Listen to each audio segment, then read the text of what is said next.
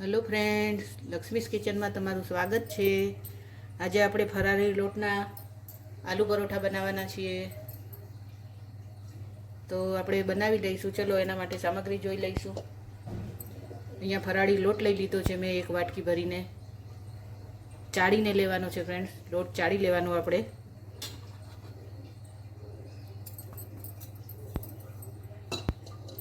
એમાં અહીંયા મેં એક સિંગદાણાનો ભૂકો લીધો છે, એકદમ પાવડર છે, એકદમ ઝીણો, તે 1 ચમચી એડ કરું છું અંદર।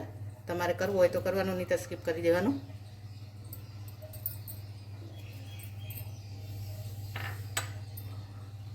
આદુ મરચાંની પેસ્ટ, 2 મરચાં લઈ લીધા હતા, થોડો નાનો ટુકડો આદુનો લીધો હતો।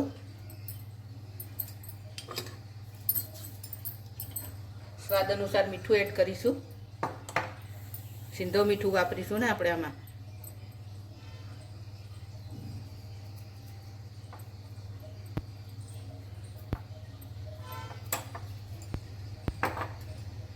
થોડી ખાંડ એડ કરીશું, 1 ચમચી।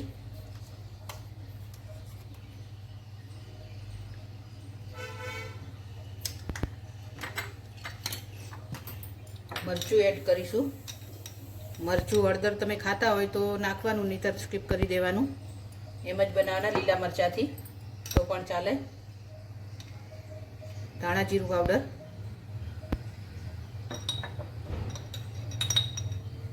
હળદર,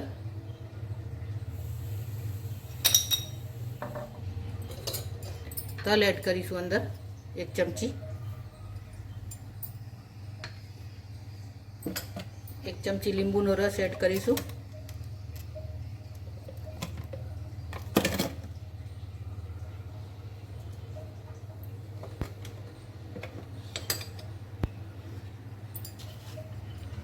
કોથમીર સમારીને રાખી છે ધોઈને, તે એડ કરી દઈશું।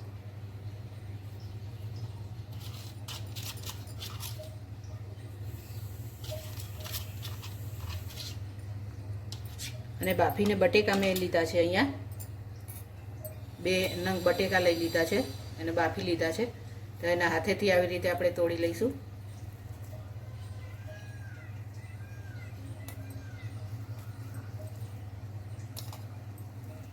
આપણે સાદા આલુ પરોઠા બનાવતા હોઈએ છીએ તો રોટલી વણીને અંદર સ્ટફિંગ ભરતા હોઈએ છીએ, તો આમાં એમ નહીં કરીએ આપણે, કારણ કે આ ફરાળી લોટ થોડો જાડો એવો હોય છે।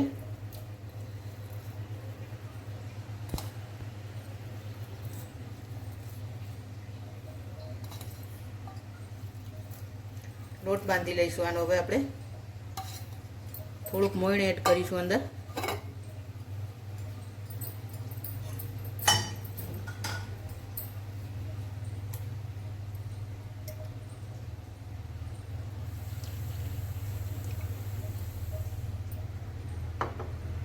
બધું મિક્સ કરી લઈશું।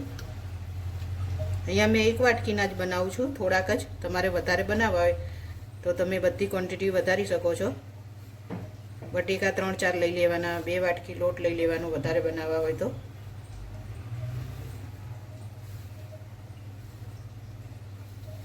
સારી રીતે બધું મિક્સ કરી અને લોટ બાંધી લઈશું હવે આનો।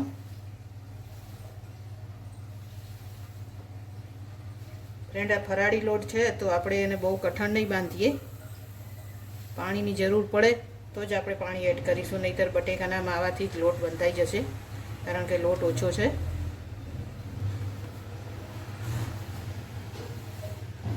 થોડુંક પાણીની જરૂર પડશે, આપણે લઈ લઈશું થોડુંક પાણી અંદર। બટેકા આવા મોટા રહી જાય તો આવી રીતે હાથેથી આપણે એને તોડી લઈશું, તો જેથી કરીને આપણને વણતા ફાવે। મોટા મોટા ટુકડા હશે તો વણતા નહીં ફાવે। થોડુંક પાણી લઈશું, 2 ચમચી જેટલું જ પાણી લીધું છે મેં।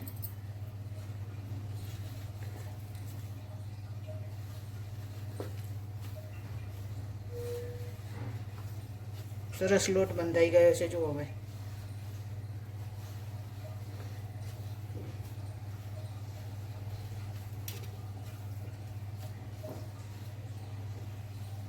પાણીની જરૂર નહીં પડે આપણને, હવે 2 ચમચી જ પાણીની જરૂર પડી આપણને આમાં।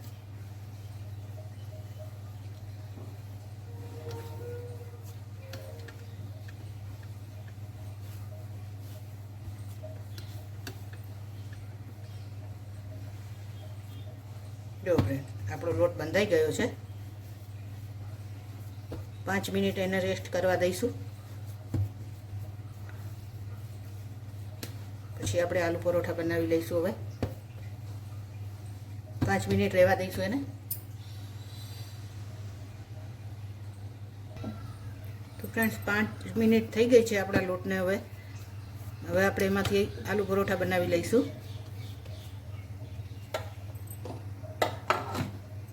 અટામણ પણ લઈ લઈશું. ફરાળી લોટ જ લઈશું આપણે અટામણ માટે.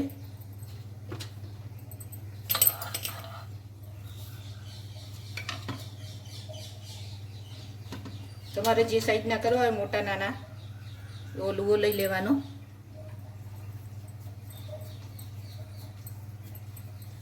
અહીંયા હું મીડિયમ સાઈઝના જ કરું છું. બરાબર એને પ્રેસ કરતા જવાનું આવી રીતે, જેથી કરીને ફાટી ના જાય કિનારીથી. એકદમ હળવા હાથે કરીશું. અટામણમાં રગદોળી અને આપણે વણી લઈશું. હવે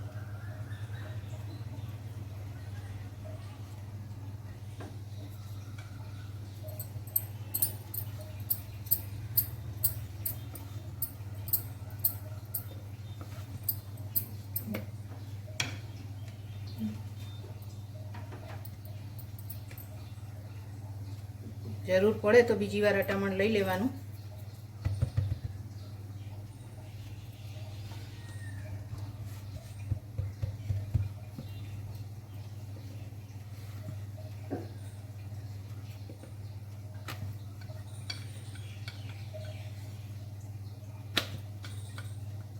બહુ પતલા નહીં કરીએ ફ્રેન્ડ્સ, આપણે થોડા જાડા રાખીશું. આટલો રાખ્યો છે મેં. જો અહીંયા મેં તવી ગરમ કરવા મૂકી દીધી છે. શેકી લઈશું આપણે. હવે તવી ગરમ થઈ ગઈ છે આપણી. થોડુંક ઘી મૂકીશું પહેલાં, જેથી કરીને ચોંટી ના જાય. અહીંયા હું ઘીમાં બનાવું છું. તમારે તેલમાં બનાવવા હોય તો પણ બનાવી શકો.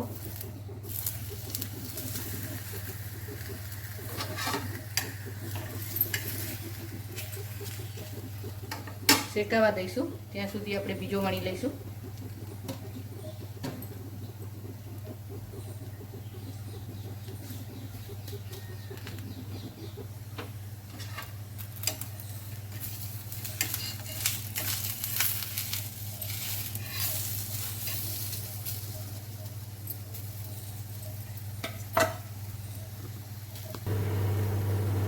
શેકાઈ ગયો છે એક સાઈડ આપણો.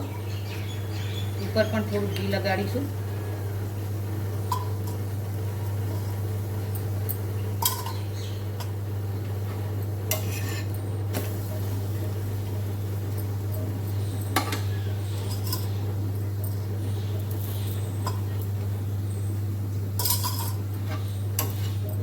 થઈ ગયો છે આપણો આલુ પરોઠો.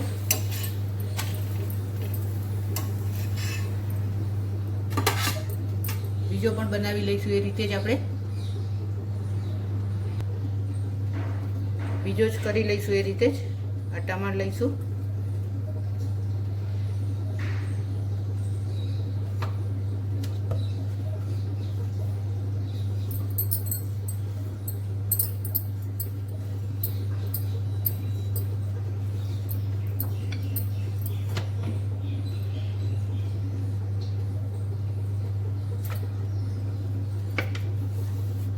આ રીતે જ આપણે બધા આલુ પરોઠા બનાવી લઈશું. અહીંયા ફાટી જાય તો આપણે દબાવતા જઈશું. આવી રીતે દબાવીને સરખું કરી લેવાનું.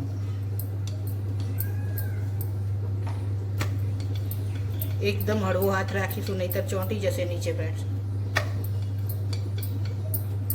આને પણ શેકી લઈશું એ રીતે જ આપણે. આપણો બીજો આલુ પરોઠો પણ તૈયાર થઈ જવા આવ્યો છે ફ્રેન્ડ.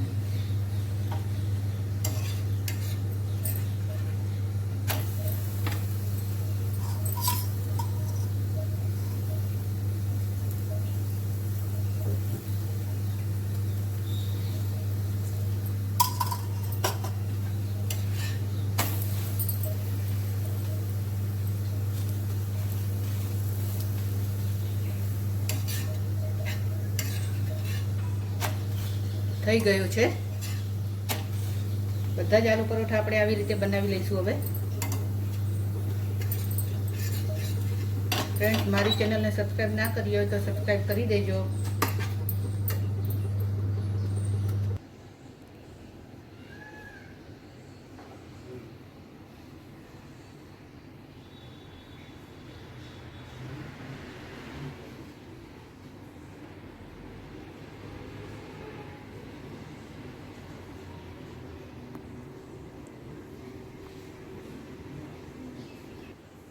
તો ફ્રેન્ડ્સ, તૈયાર છે આપણા ફરાળી લોટના આલુ પરોઠા.